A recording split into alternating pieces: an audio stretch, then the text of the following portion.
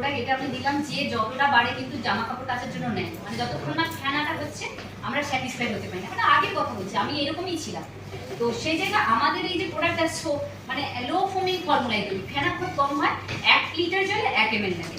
তো এখানে তো 1 লিটার নিয়ে খুব কমই নেওয়া হয়েছে, ফেনাটা খুবই কম। এটাকে যত ঝাঁকাবো এর কিন্তু ফেনা বাড়তেই থাকবে। আর কিছু মেটেরিয়ালস এর মধ্যে থাকে যেটা সারা রাতে ভিজালেও কিন্তু ওটা যায় না। এটা অ্যাকচুয়ালি কি করে, স্ক্রাবিং এর কাজ করে। এই জামার কলারগুলো স্ক্রাবিং এর কাজ করে, ওয়েট বাড়াতে সাহায্য করে। তো অ্যাকচুয়ালি এর মধ্যে এই ফিডার হিসেবে কি কি রয়েছে সেটা আমরা দেখবো। এর মধ্যে আমি দুটোতেই দিলাম আমাদের ন্যাচারাল যে বাড়ির হলুদ,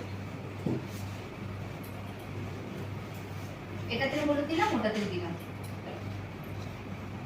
আমরা জানি যে চুনের সাথে কিন্তু দিলে হলুদ লাল হয়ে যায়। অ্যাকচুয়ালি চুন মানে কি, ক্যালসিয়াম কার্বনেট। তো ওই বোন ডাস্ট এর মধ্যে দেওয়া রয়েছে। দেখুন আমাদের হলুদের কালার কিন্তু অ্যাকচুয়ালি হলুদই রয়ে গেছে, এটা কিন্তু এক্স ব্র্যান্ডের। এখানে দেখুন এটা লঙ্কার কালার হয়ে গেছে। কস্টিক কি এসিড কি নন কস্টিক, দেখুন এলওসি মাল্টি, যেটা বলছিলাম মাল্টিপারপাস ক্লিনার মার্কেটে আর দ্বিতীয় পাবেন না। মার্কেটে এরকম কোনো প্রোডাক্ট পাবেন যেটা দিয়ে আপনি সবকিছু করতে পারবেন, বাসনও মাজতে পারবেন, ঘরও মুছতে পারবেন, কাপড়ও কাচতে পারবেন, গাড়িও ধুতে পারবেন। এরকম মাল্টিপারপাস পাবেন না। এটা কিন্তু এলওসি, অর্গানিক কার ওয়াশ। এটা কার ওয়াশ, এটা যে কোনো মেটাল সারফেসকে পরিষ্কার করার জন্য লাগে। ডিসডব দেওয়া হয়েছে না, ডিসডব দেওয়া হয় না। ডিসডব যেটা বাসন মাজার লিকুইড, এটাও দিচ্ছি। দেখুন এখন পর্যন্ত কার ওয়াশ পর্যন্ত, যেটা গাড়ি ধোয়ার প্রোডাক্টস, কোম্পানিটা কতটা যত্নশীল সেটাও বোঝা যায়। কার ওয়াশ দেওয়া হয়েছে তারপরেও কিন্তু কালার চেঞ্জ হয়নি। এবারে ডিসডব দিলাম,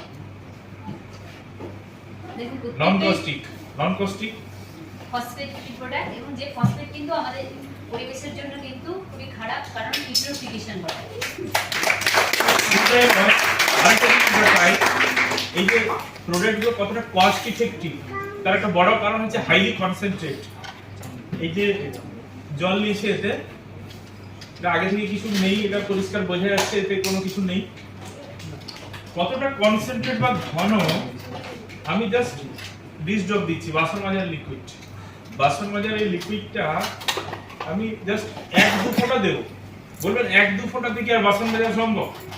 যে কেউ জিজ্ঞেস করবে 1-2 ফোঁটাতে হবে কি হবে না, দেখুন জাস্ট 1-1.5 ফোঁটা মতোই দিয়েছি।